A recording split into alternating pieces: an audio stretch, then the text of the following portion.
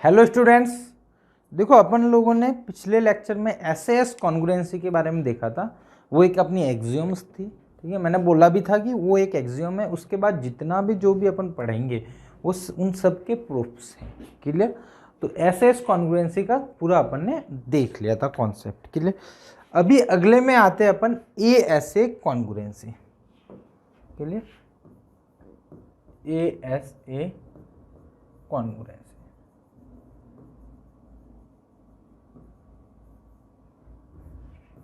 पहले तो ये देख लेते हैं कि एएसए कॉन्ग्रुएंसी होती क्या है। क्लियर? तो देखो, दो एंगल इक्वल होने चाहिए, देन दो एंगल इक्वल होना चाहिए, फिर आपका साइड उन दोनों एंगल के बीच वाली होनी चाहिए। मीन सपोज ये, क्लियर,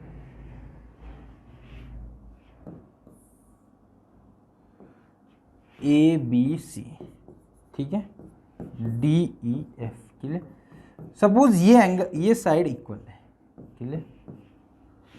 एंगल इन दोनों के बाजू वाले होने चाहिए। मतलब सपोज ये 70 डिग्री है, ये 60 डिग्री है, तो यहाँ पे भी यही होना चाहिए। सपोज ये 60 हो गया, ये 70 हो गया, कोई दिक्कत नहीं।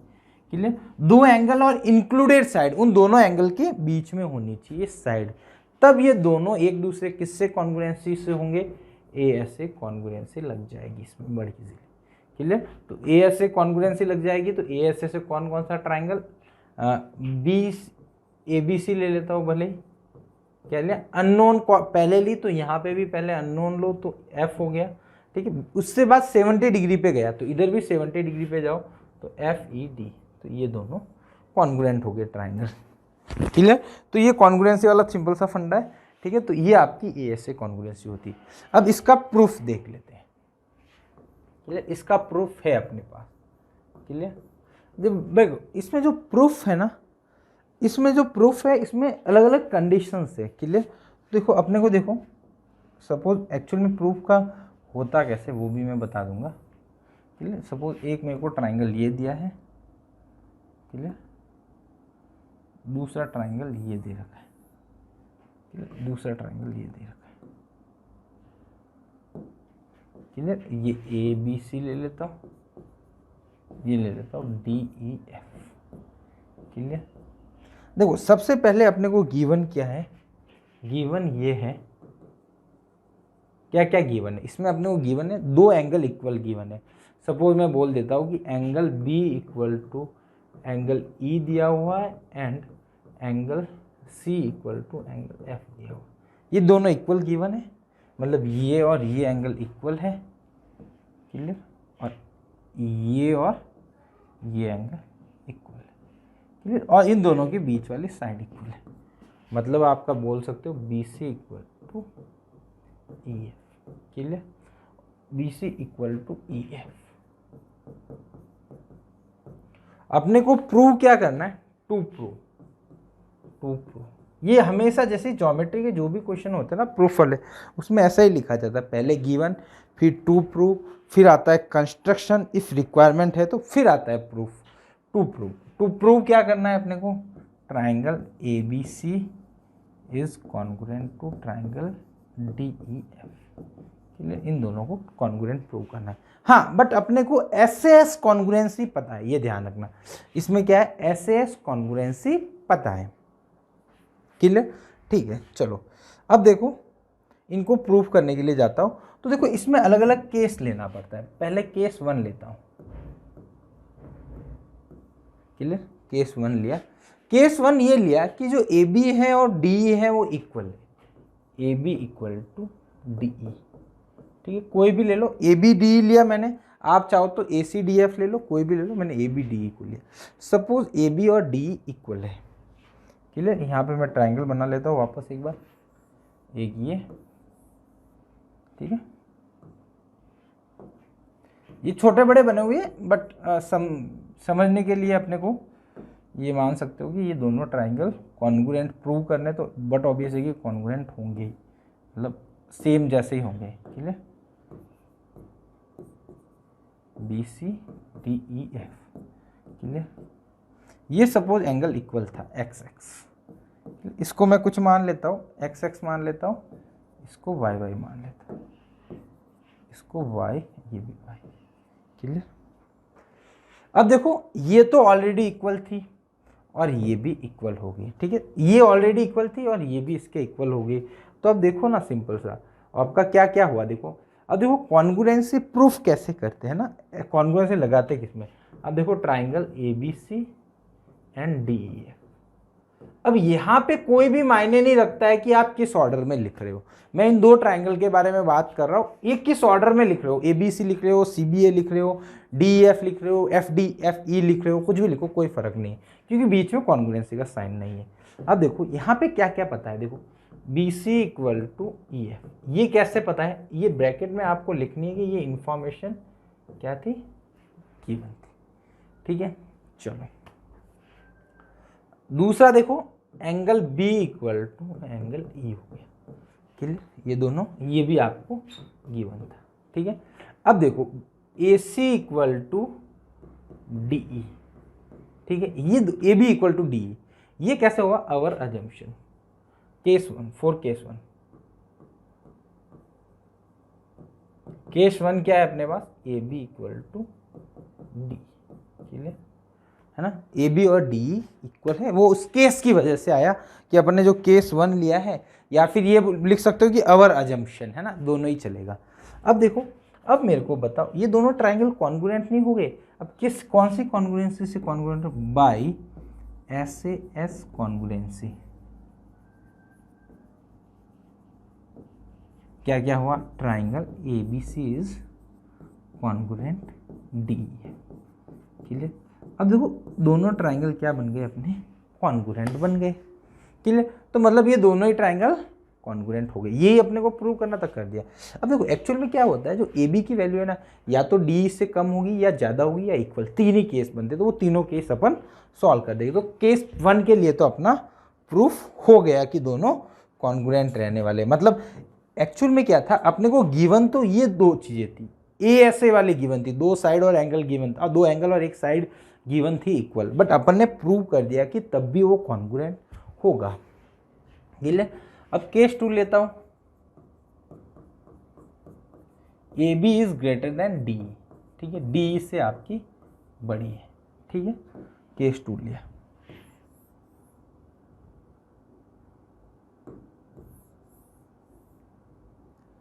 AB से बड़ी है,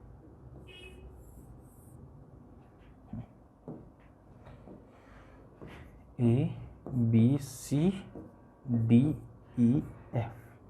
क्लियर। तो देखो ये दोनों तो इक्वल थी ऑलरेडी पहले से, ठीक है। ये एंगल X है और ये क्या है, ये भी एंगल X है, क्लियर। तो ये एंगल Y है और ये भी क्या है, Y है, क्लियर। अब देखो मेरे को नहीं पता, अब मैंने क्या करा,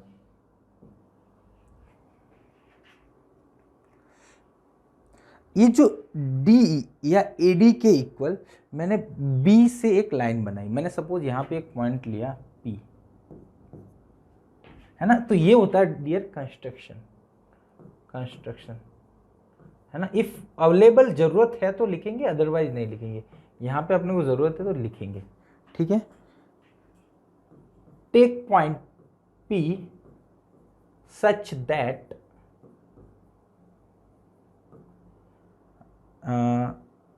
BP इक्वल टू T, है ना। इस बार क्या है, ये देखो ये लेंथ ज्यादा है तो P पॉइंट जो है ये इसके अंदर आएगा, तो मैंने P पॉइंट इस तरह से लिया कि वो अपना D के इक्वल है एंड मीट एंड ज्वाइन लिख लो ना, and join C and P, C और P को अपन क्या कर लेते, ज्वाइन कर देते, ठीक है। C और P को मैंने ज्वाइन कर दिया, ये कर दिया, क्लियर, ठीक है। चलो सर ठीक है, कोई दिक्कत नहीं अपने को। अब देखो लेता हूँ, अब प्रूफ लेता हूँ, ठीक है, प्रूफ अभी कर रहे, ठीक है। इन ट्राइंगल ये तो गायब हो गया वहां से, triangle BPC and triangle DEF। अब देखो clear,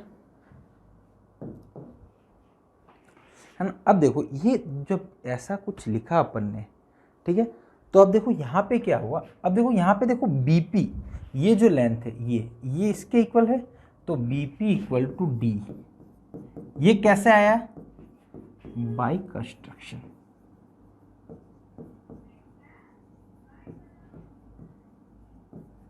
clear. Similarly EF equal to BC, ये आपको गिवन था। Third one angle B equal to angle E, ये भी क्या था, गिवन। क्लियर, ये आपको गिवन था। और दो, एक चीज आपने कंस्ट्रक्शन से निकाली, दो आपको गिवन थी। क्लियर। अब देखो यहाँ पे देखो दो साइड इक्वल है और ये इंक्लूडेड एंगल है, इक्वल है, तो बाई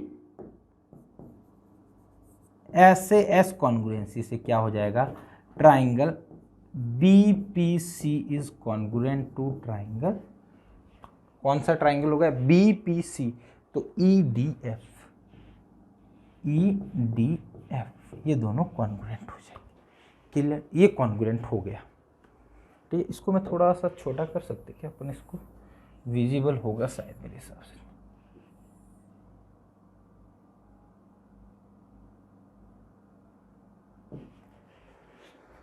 देखता हूँ 2 मिनट विजिबल है क्या, हाँ है यार, कुछ थोड़ा सा बिगड़ तो गया है, बट आपको विजिबल हो जाएगा क्या, चलो रहने दो, फिर अपन उसी में ले लेते हैं। ठीक है, ये कॉन्ग्रुएंट हो गया। ठीक है, अब देखो अपना क्या है, triangle BPC is congruent to triangle EDF है। क्लियर, ये कॉन्ग्रुएंट हो। अब देखो मैं इसमें कुछ रिजल्ट लिख सकता हूँ CPCT। क्लियर, बाई CPCT का मतलब पता है, corresponding part of congruent triangle. देखो इसके कॉरस्पॉन्डिंग पार्ट से मैं एक लिख सकता हूँ, angle BCP equal to angle BCP। ठीक है, BCP मतलब ये कौन सा लिया डियर मैंने, ये वाला एंगल,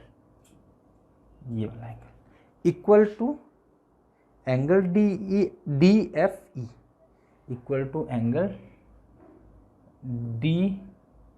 BPC से लिया क्या, BCP, हाँ सॉरी EFD ले लो, DFE ले लो, कुछ भी ले लो, EFD ले लिया। ठीक है, अब बताओ एंगल EFD कितना है, y है,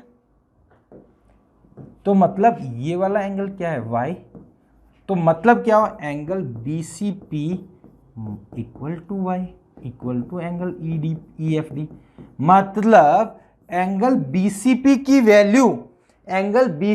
की वैल्यू भी y होनी पड़ेगी, तो y होना पड़ेगा, तो ये जो P पॉइंट है मस्ट बी कोइंसाइड A, यानी P यहां A पे ही होना पड़ेगा। मीन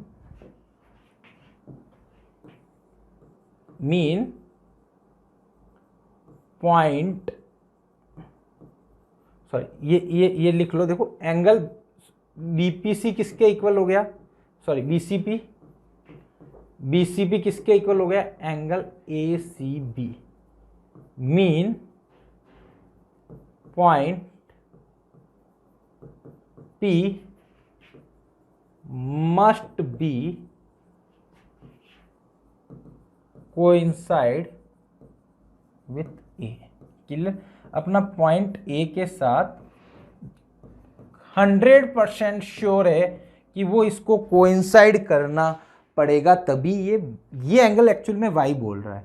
ठीक है, तो ये y तो तभी होगा ना जब ये इसको कोइंसाइड करेगा, तो कोइंसाइड कौन सा करेगा, P का A पे कोइंसाइड करेगा, तो मतलब P क्या हो गया, इक्वल टू A हो गया, सो दैट P A के इक्वल हो गया, मतलब P और एक ही पॉइंट हो गया, तो P की जगह A लिख सकते हो, triangle BAC is congruent to triangle EDF। Clear, तो ये दोनों कॉन्ग्रुएंट हो गए। अपने को ये प्रोग्राम ABC लिख लो, DEF आ जाएगा, तो ये दोनों क्या हो गए, अपने ट्राइंगल कॉन्ग्रुएंट हो गए। कौन सी कॉन्ग्रुएंसी से, SAS कॉन्ग्रुएंसी अपन ने निकाला, फिर अपन ने इसको पूरा कंप्लीट सॉल्व कर दिया कि भाई हाँ, अपन ने तो एज्यूम करा था कि भाई हाँ ये कॉन्ग्रुएंट है या नहीं, अपन ने अंदर बार पॉइंट मान लिया, फिर ये सॉल्व कर दिया। क्लियर, तो ये कोइंसाइड करेगा। क्लियर। सिमिलरली सॉरी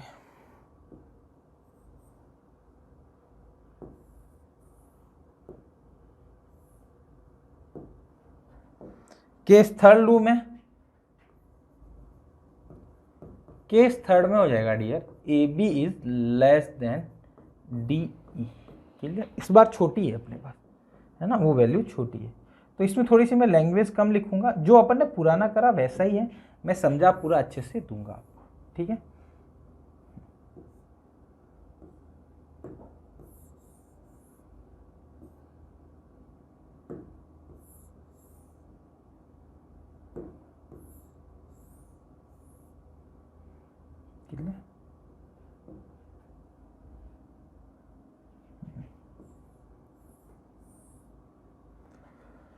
सेम है, एज इट इज सेम, जो अभी अपन ने करा वैसा का वैसा ही है, कुछ भी डिफरेंस नहीं है। ठीक है। Clear.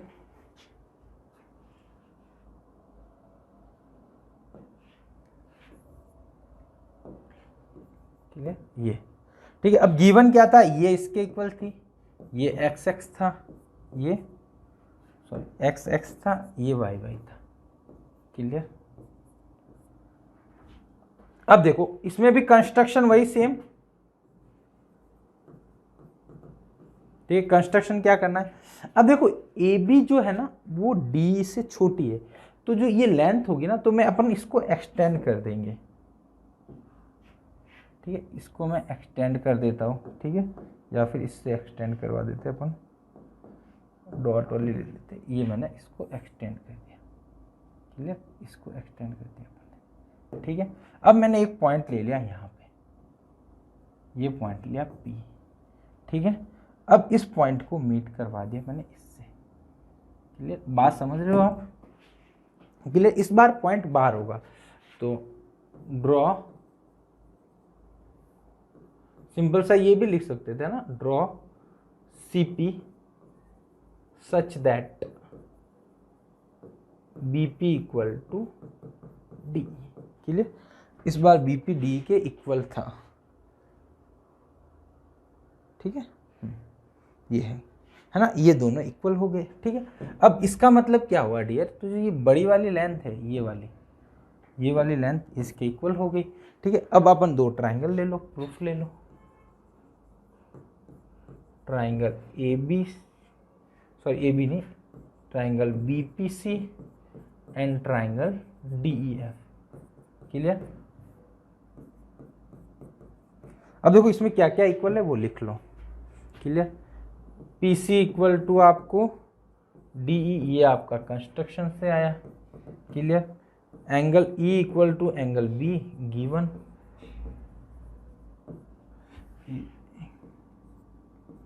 Angle B equal to angle E।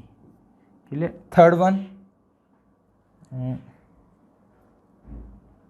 BC equal to EF, है ना, गिवन। अगला क्या होगा, बाय SAS कॉन्ग्रुएंसी, है ना। SAS कॉन्ग्रुएंसी से कौन कौन सा triangle, triangle BPC is congruent to triangle EDF, ये दोनों एक दूसरे के कॉन्ग्रुएंट हो जाएंगे। अब वही CPCT लगा दो, CPCT से वही एंगल सेम हो जाएगा, angle BCP equal to angle EFD, वो क्या है, Y है, वही सेम बात। अब ये बोल रहा हूं कि ये वाला जो एंगल है वो इसके इक्वल है। क्लियर।